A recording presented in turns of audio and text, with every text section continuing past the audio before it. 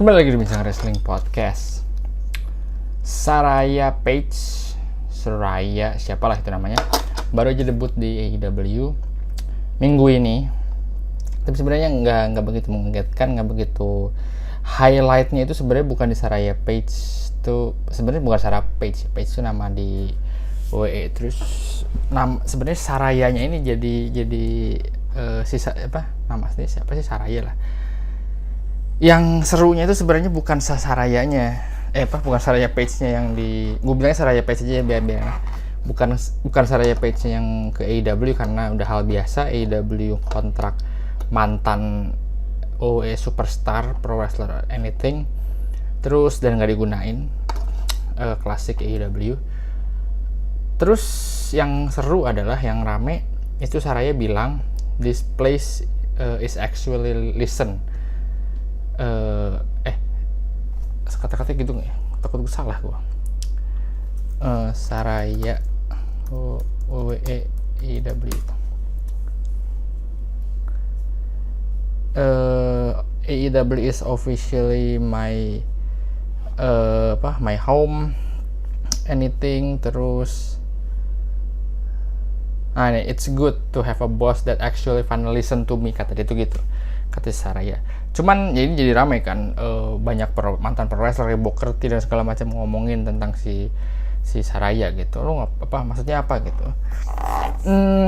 Terus yang seru lagi, apa bener gitu ya, gue sih sebenarnya dari kemarin pengen banget ngomong gini, apa emang iya ide lu, atau apa yang lu punya ide dan lu ungkapin ke bos lu itu ide terbaik sepanjang masa atau terburuk sepanjang masa gitu.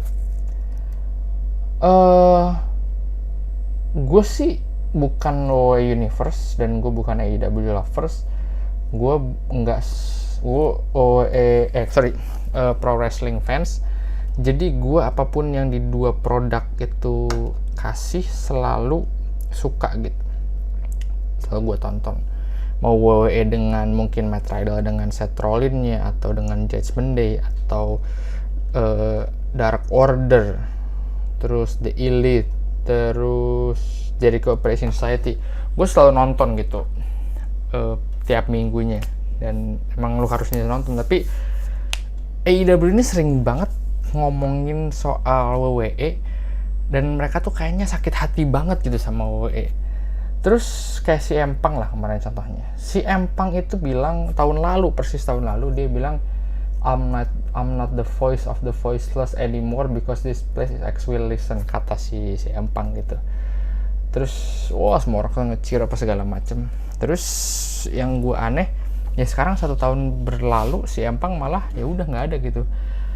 Ini tuh orang-orang, gue suka mikir ya, ini tuh orang-orang yang ke AEW dan di listen sama si Tony itu memang orang-orang besar, memang orang-orang mantan WWE.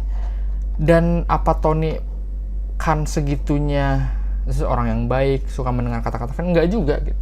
Banyak orang-orang kayak Bobby Fish, terus banyak orang pro wrestler lain yang pas di AEW ternyata sama aja, ternyata si Tony kan gitu-gitu aja gitu. Dan banyak juga gosipnya bilang kalau di backstage AEW itu malah lebih chaos gitu daripada WWE gitu, karena nggak ada sebuah guideline atau orang penting di atas yang bisa nggak ada jenderalnya lah kasarnya di backstage AEW gitu. Makanya itu yang bikin si AEW sekarang kan, gue lihat kemarin Dave Meltzer nge-tweet dan gue baca di AEW live event menurun gitu segala macam. Gue sih sebenarnya nonton AEW sekarang masih dari segi konten wrestling oke gitu. Cuman menurut gue mereka tidak bisa positioning yang memang aneh gitu.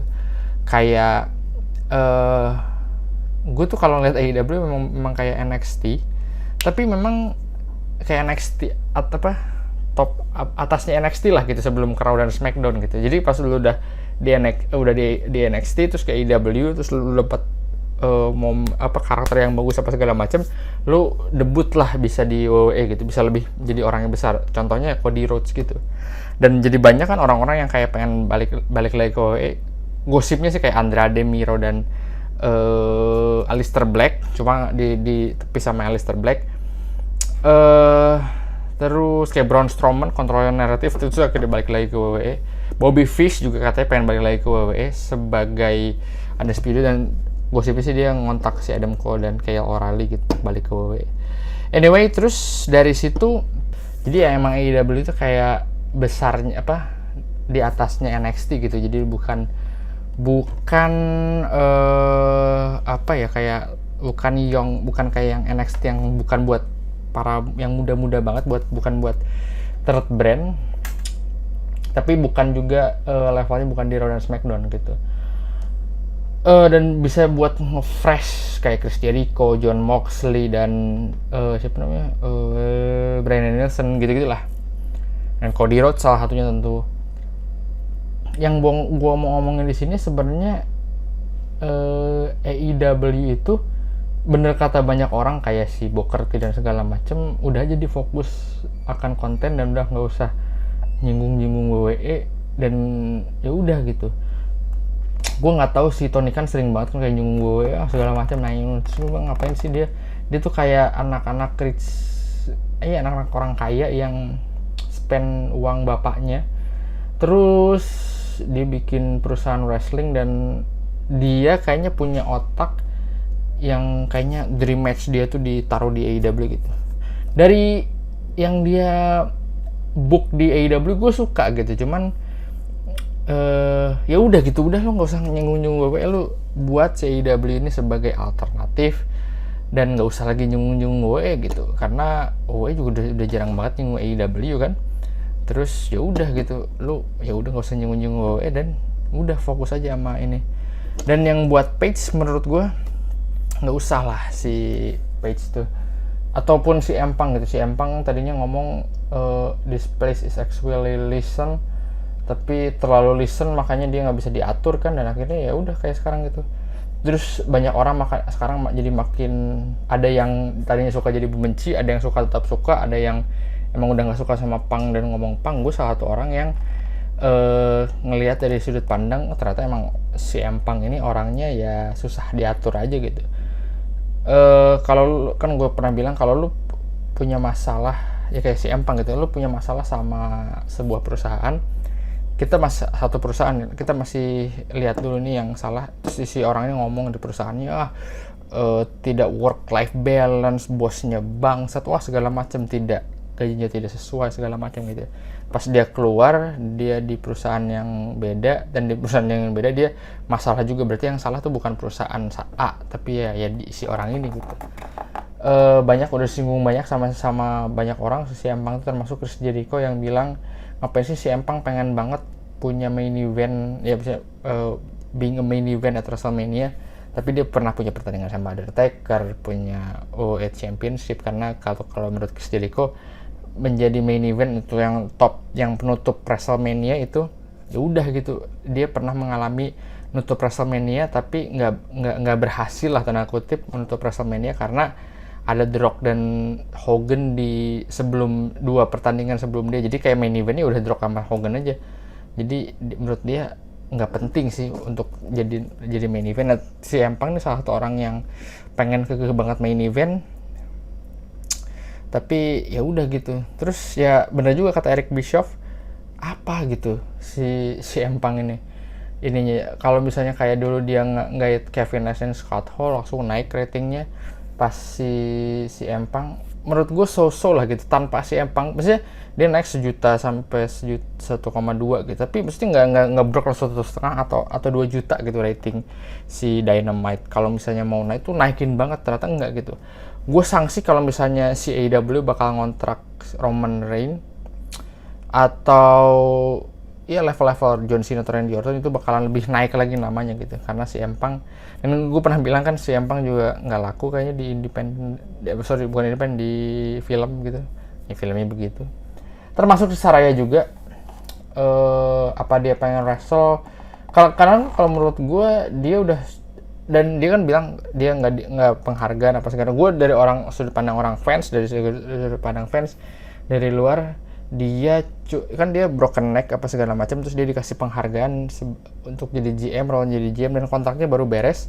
Terus menurut gue legend kontrak kalau nggak salah setelah dia jadi GM. Menurut gue itu sangat appreciate gitu, karena banyak para pro wrestler yang kayak Mark Henry dan The Big Show itu apa role-nya coba, kayak Big Show gitu apa coba role-nya di AEW, sama-sama aja kan sebenarnya sama Mark Henry juga sama, makanya sih katanya emang pengen di belakang layar ya make sense. Nah, kalau Big Show kayak gitu kan kayak ya apa gitu sebenarnya, cuma ego lu pernah jadi top star dan udah enggak ya emang itu udah waktunya gitu. Tapi itu dari sudut pandang gue di apa namanya itu dari sebagai fans ya. Dan gue sih terakhir gue pengen ngomong ya, lu sebagai fans jangan percaya amat lah sama kayak gitu, karena udah bertahun-tahun emang Tony Khan mendengarkan mantan WWE superstar. Kalau lu tanya aja kayak Joey Janela, terus Bobby Fish juga ngomong nggak juga, Tony Khan nggak ngedengerin juga kayak banyak gitu. Dan menurut gue ya nggak apa-apa dia bosnya, tapi nggak adil lah gitu untuk mantan WWE superstar ya. Ya dia ngontrak banyak, kayak gue wajar sih kalau gue jadi Andrade gitu ya. Gue kira Andrade bakal jadi bintang, dia nggak pernah punya title picture. Aleister Black juga ketutup sama Bryan Danielson dan siapa namanya John Moxley sih gitu, ketutup gitu. Kayak Keith Lee juga. Karena menurut gua kalau misalnya lu menurut gua karir Aleister Black dan Andrade bagus di NXT, tapi jelek di AEW, sama aja kayak dia di naik ke main roster kayak gini kan. Tapi Saraya kita lihat aja apa dia bakalan bagus, apakah dia bakal mendompleng nama. Karena menurut gua kalau yang bisa mendompleng nama Sasha Banks, karena lagi hot dan pas gitu peak momennya. Tapi nggak tahu si Sasha Banks apakah bakal ke AEW atau emang beneran cabut atau bisa balik lagi kan ke WWE. Charlotte mungkin kalau dari woman, menurut gue itu sih kalau misalnya Paige, karena dia udah lama juga nggak di WWE dan pengen wrestle juga, yang nggak tahu lah dia masih oke apa enggak. Jadi gitu aja dari gue, sampai ketemu di Bincang Wrestling Podcast berikutnya.